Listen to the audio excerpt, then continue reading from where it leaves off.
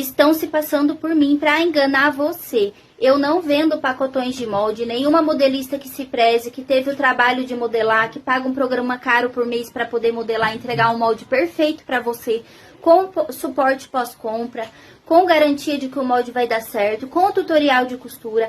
Ninguém que se preze vai vender 200 moldes por R$20. O meu trabalho não vale isso, tá, gente? E é isso. Se você comprou, infelizmente, vai ter que se virar aí com quem vendeu. Então, você entra lá no site que você comprou, abre uma reclamação, denuncia que a pessoa vendeu um molde que é de outra pessoa, que tem direitos autorais. A lei de direitos autorais garante, gente, que eu criei um produto digital, os direitos autorais dele é meu. E quem comprou também pode ser responsabilizado judicialmente. Então, parem de comprar esses moldes de pacotão que vocês vão acabar se dando mal ainda um dia.